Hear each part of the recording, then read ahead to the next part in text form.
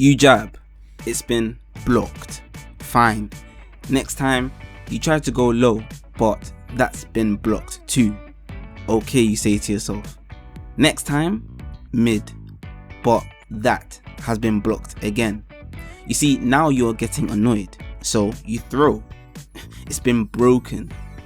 Different string, interrupted. Different move, still does not work. And now you are thinking, what else am I supposed to do? I have tried everything. But have you?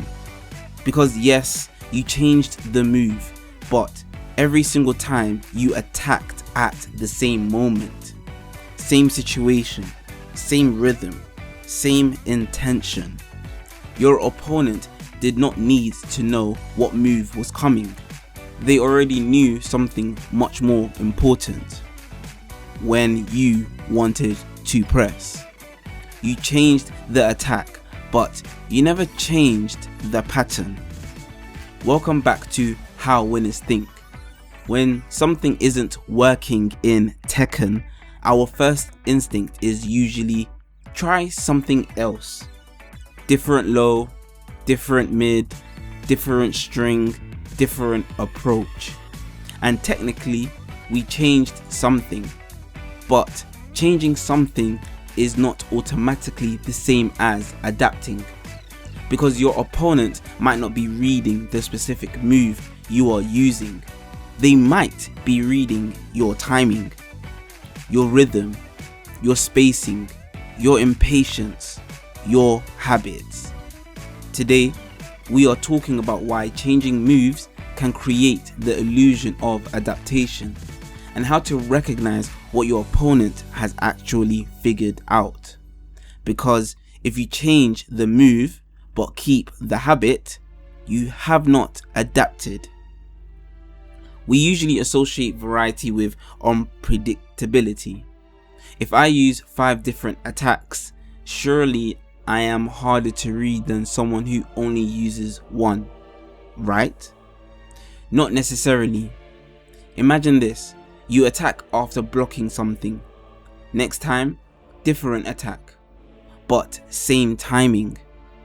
Next time, another move, same timing. Again, different move, same timing. To you, it feels varied. To your opponent, the pattern might be incredibly obvious. They don't know exactly what you are going to press, but they do know they are going to press now. And sometimes that is all they really need. When we say they read me, we usually imagine something very specific. They knew I was going low. They knew I was going to throw. They knew which string I wanted. Sometimes that is true, but players can read things much deeper than individual attacks.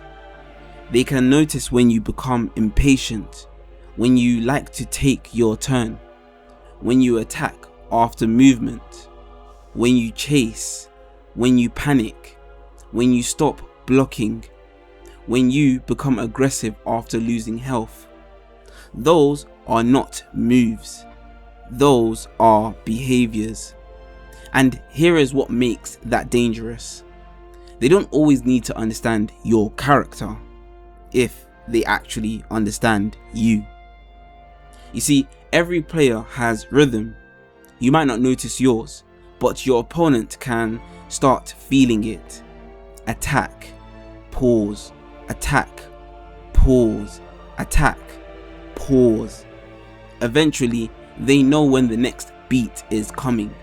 And once they feel that rhythm, they can next interrupt it, counter hit it, sidestep it, duck it, or simply wait for you to act.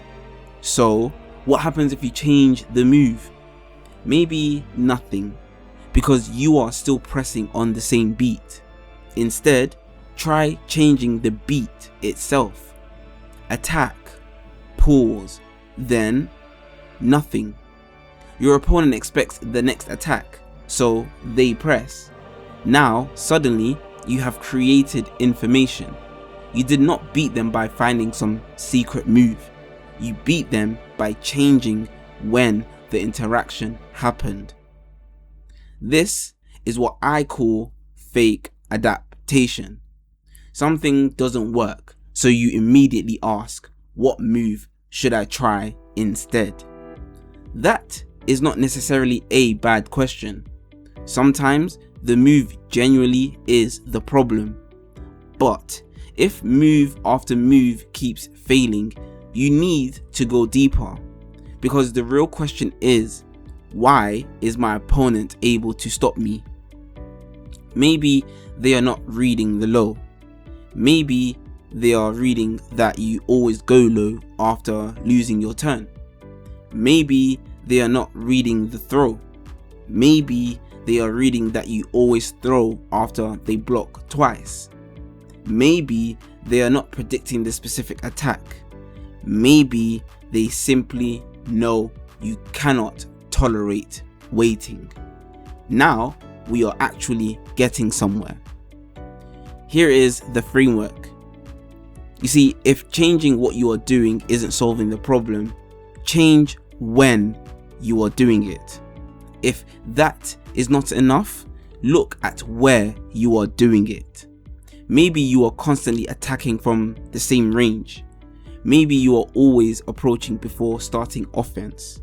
Maybe you are forcing interactions where your character just doesn't need to. Then I want you to ask, why am I doing it? You see, this part is the deepest layer. Are you attacking because you saw an opportunity, or because silence makes you uncomfortable? Are you chasing because the opponent is vulnerable, or because you hate letting them escape? Are you pressing because it is your turn, or because you are desperately wanting your turn back? You see, the deeper you go, the closer you get to the actual habit your opponent is exploiting. So this here is probably the hardest adjustment for aggressive players. Sometimes the correct adaptation is not another attack, it is nothing. You create the same situation where you normally press. Your opponent expects it, but this time you wait, and suddenly they reveal what they were prepared to do. Maybe they duck, interesting. Maybe they sidestep, interesting. Maybe they mash, interesting. Maybe they panic. Now you have information. You see, doing nothing was not passive, it was intentional. You changed the pattern and forced your opponent to show you what they were expecting. Sometimes silence tells you more about your opponent than another attack ever would or could. There is also another important part to this. We often think adaptation is something we do, but your opponent is constantly doing it also too. They are building a model of you, which means every time you press, every time you wait, every time you chase, every time you panic, you are teaching them. And if your behavior stays consistent long enough, they don't need to react anymore. They can start predicting. That is when it feels like this person knows everything that I am doing. Maybe they don't. Maybe you have just been giving them the same lesson over and over and over again. During your next rank session, whenever you catch yourself thinking, they keep reading me, do not immediately start to change your moves. Ask yourself, what pattern are they actually reading? Then check these 4 things. What am I doing? Maybe the move really is just predictable. When am I doing it? Maybe your timing actually never changes. Where am I doing it? Maybe the situation is always identical. And finally, why am I doing it? Maybe there is an emotional habit underneath everything. Impatience, fear, frustration. the need to regain control. Do not change everything at once. Just identify one layer and change it. This is important. The goal is not to become random. We are not saying do completely different things every 5 seconds. That is not adaptation either. Real adaptation has a reason. You observe something. You understand why it is happening. Then you change the parts of your behavior that interacts with it. That is different from desperately cycling through your move list, hoping something eventually works. Strong players do not just have more options. They are better at understanding which part of the problem actually needs to change. If you remember one thing from this video, I want you to remember this. Changing the move is not adaptation if the pattern stays the same. When something keeps failing, do not only ask, what else can I press? Ask, what are they actually reading? And most importantly, stop asking what move they figured out. Ask what part of you that they had figured out. The next time you have tried 5 different attacks and somehow your opponent has an answer for all of them, maybe they're actually just cheating and they're using script. I mean, shoot, who knows? But do not immediately search for attack number 6. Look deeper.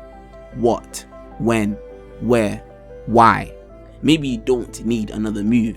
Maybe you need another timing, another range, another rhythm. Or maybe for once you need to do absolutely nothing and just see what your opponent does first. This has been how winners think. Until next time, do not just change your moves, change the pattern. Think first.